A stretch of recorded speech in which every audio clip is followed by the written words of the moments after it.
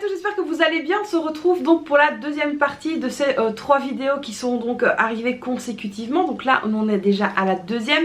Je vous ai déjà parlé donc hier de mes objectifs d'épargne. D'ailleurs je vous mets la vidéo juste ici si vous ne l'avez pas vue. Et donc là c'est parti, on va parler maintenant des catégories d'épargne que je vais mettre en place moi personnellement pour 2025. Alors pourquoi est-ce que je vous parle de moi et que je ne vous parle pas en général? Parce qu'en fait c'est toujours plus facile aussi d'avoir un exemple concret et donc de pouvoir un petit peu s'identifier. Alors moi personnellement c'est ce que je fais, hein. Je vais regarder quand même pas mal de youtubeuses budget. Alors ici en Belgique j'en regarde une ou deux, pas plus, et puis après je regarde des américaines parce que je trouve qu'elles ont aussi une manière de gérer, bon après qui est un petit peu différente de la nôtre, parce que eux ils gèrent souvent de semaine en semaine, enfin ils n'ont pas les mêmes rentrées etc, c'est un petit peu différent, mais c'est aussi bien de pouvoir un petit peu s'inspirer à gauche et à droite et de voir les objectifs. Alors moi je ne suis pas du tout de celles qui ont 50 000 objectifs et qui va vous montrer des tas de billets que je distribue comme ça, parce que bah c'est pas le cas, mais je fais avec mes moyens et ça c'est quand même hyper important. Donc du coup ici je vais vous parler de mes 6 catégories d'épargne. Alors ces 6 catégories, mais vous allez très vite comprendre, je vais donc vous donner la catégorie et le montant avec lequel, enfin le montant que j'aimerais arriver, que j'aimerais atteindre. Donc comme ça vous allez un petit peu mieux comprendre. Et puis du coup vous aussi n'hésitez pas donc à noter sur papier, comme je vous l'ai dit dans la précédente vidéo, de noter un petit peu vos catégories et les montants auxquels vous aimeriez arriver. Comme je l'ai dit, on se prépare au budget 2025, c'est pas quelque chose qui arrive comme ça tout cuit, non, il faut vraiment se préparer. C'est pour moi hyper important. La première catégorie d'épargne que je veux vraiment mettre en place cette année et vraiment arriver à la boucler cette fois-ci, c'est vraiment un objectif number one, ça va être mon fonds de secours. Alors le fonds de secours, j'aimerais arriver à 1000 € parce que je pense que c'est une somme qui est tout à fait faisable. Ça sert à rien de mettre des 2000, 2500, 3000. Bon après si vous y arrivez tant mieux, mais je trouve que ça sert à rien non plus d'exagérer dans les montants et peut-être que c'est des montants que vous n'allez jamais atteindre, que là 1000 € j'y suis déjà arrivée et je pense encore y arriver donc très très vite. Donc il faut vraiment que je mette l'accent là-dessus. Les 1000 € de fonds de secours, il me les faut, c'est impératif. Alors ensuite la deuxième chose, ça va être les fêtes et là je compte 600 € pour l'année. Alors les fêtes c'est un petit peu donc tout ce qui est, je vais dire Noël, Saint-Nicolas. Qu'est-ce qu'on a d'autre comme fête? On a l'Aïd, enfin le petit Aïd, le grand Aïd, donc ça aussi je les mets dedans. On a Pâques parce que voilà, les cloches passent pour mes enfants, même si nous sommes musulmans, les cloches passent pour les enfants. C'est pas les anniversaires, hein. Les fêtes c'est vraiment les fêtes bien spécifiques, comme par exemple, alors la Saint-Valentin ça non, on le met pas là-dedans, mais voilà, sinon c'est vraiment une enveloppe spéciale fête. Alors vous allez me dire 600 € c'est beaucoup, mais à la fois c'est peu quand il y a 3 enfants, c'est tout à fait vrai. Ce qu'il faut savoir c'est que comme je suis donc créatrice de contenu sur les réseaux sociaux, que j'ai quand même quelques collaborations. Mes collaborations moi personnellement me rémunèrent en bons d'achat.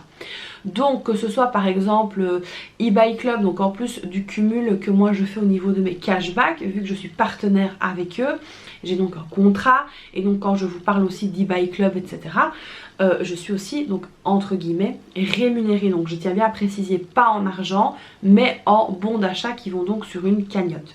Alors moi ce que je fais c'est que ces cagnottes là, alors Amazon c'est la même chose, je suis partenaire Amazon, donc à chaque fois que je vous propose quelque chose d'Amazon, on a une petite rémunération, mais c'est pas grand chose, hein, voilà, il faut pas s'emballer non plus. C'est vraiment un tout petit pourcentage de commission, mais donc du coup vous ne le sentez pas parce que vous payez le même prix, sauf que nous derrière voilà, on a un petit avantage à avoir parlé de tel ou tel produit.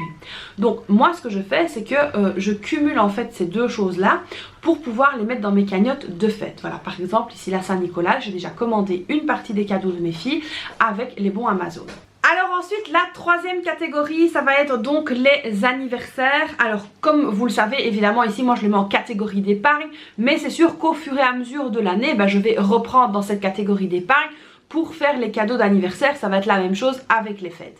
Donc ici au niveau du tableur Google Sheet, je vous montrerai comment est-ce qu'on fait quand on reprend donc d'une épargne pour réattribuer quelque part. Donc si par exemple, je sais pas, moi j'ai mis 300 € déjà en épargne, que je reprends 150 pour un anniversaire, je vous montrerai donc la manipulation à faire pour que ce soit correct. Donc ça aussi c'est très important. Alors le but ici, je vais vous l'expliquer comme ça vite fait, ça va être donc d'enlever ces fameux 150 € de votre catégorie d'épargne, de les remettre en revenus et puis de venir les mettre en dépenses ou en facture ou en ce que vous voulez. Donc l'important c'est de le faire sortir de cette catégorie d'épargne et de l'attribuer donc d'abord dans les revenus et puis de remettre en dépenses, voilà, dans votre suivi, etc. Donc pour le sortir de l'épargne et donc faire un cadeau ou utiliser un montant. Donc ça c'est une question qui m'avait été beaucoup posée, mais je vous montrerai donc quand je vous ferai la présentation du nouveau tableur Google Sheet, je vous montrerai comment on fait réellement dans le tableau à ce moment là. Alors donc ça c'est une notion comptable, hein, c'est que il faut vraiment faire notre balance plus et moins et que ce soit donc égal à 0, donc ça c'est hyper important.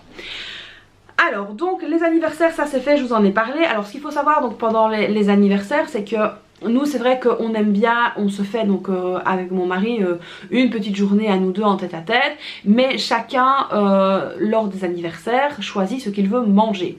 Alors c'est le seul moment de l'année où entre guillemets on sait qu'on va manger au resto parce que bah voilà, les filles ça va être un chinois à volonté, mon mari lui il adore aller manger une pizza au feu de bois dans une pizzeria qui est très connue à Liège et qui est très très bonne, et donc voilà, on essaye vraiment de faire un petit peu plaisir à celui qui a son anniversaire, donc qui choisit, et ça c'est vraiment quelque chose qu'on a mis en place depuis que les filles sont toutes petites et c'est vraiment une règle à laquelle on ne déroge pas.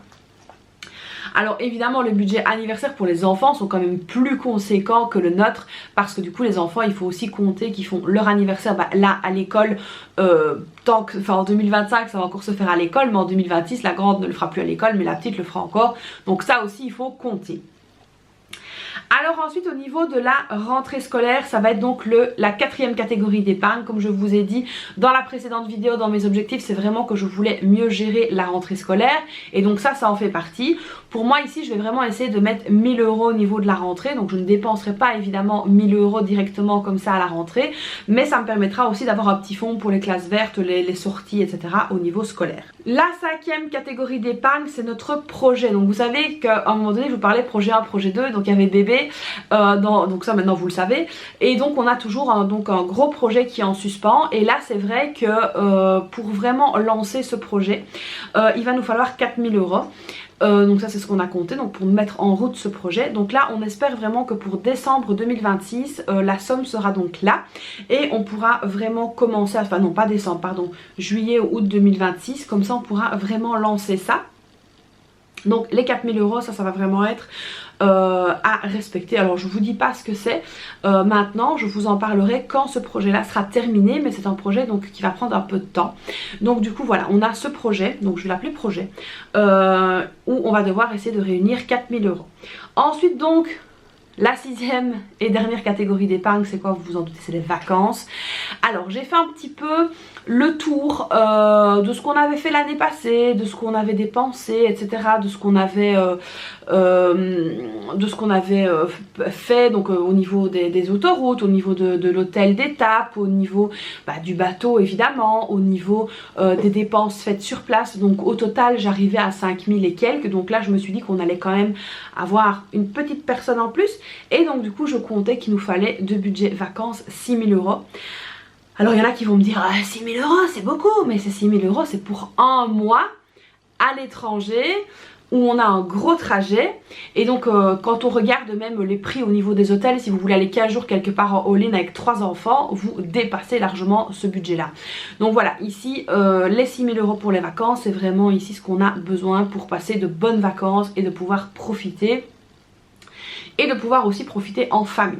Donc voilà ici un petit peu pour les catégories d'épargne qu'on va donc mettre en place. Alors je n'ai pas évidemment parlé des revenus, etc. parce que forcément il y a des primes, etc. Enfin voilà, il y a quand même plein de choses qui rentrent en compte. On a plein de petits revenus supplémentaires aussi qu'il faut donc prendre en compte pour toutes ces dépenses là. Comme je vous expliquais avec les fêtes, etc. pour les chèques Amazon, eBay Club, etc.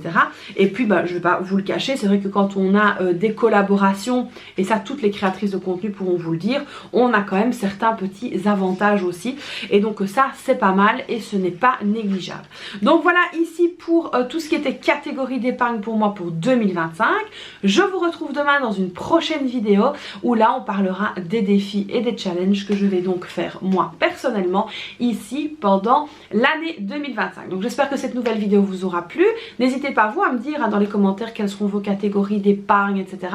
On voit un petit peu tout ça ensemble. Donc comme d'habitude, n'hésitez pas à liker la vidéo, ça vous a plu, activer la petite cloche, vous abonner si ce n'est pas déjà fait, me laisser un petit commentaire. Et puis moi je vous fais plein de bisous et je vous dis à très vite pour une prochaine vidéo. Bye bye!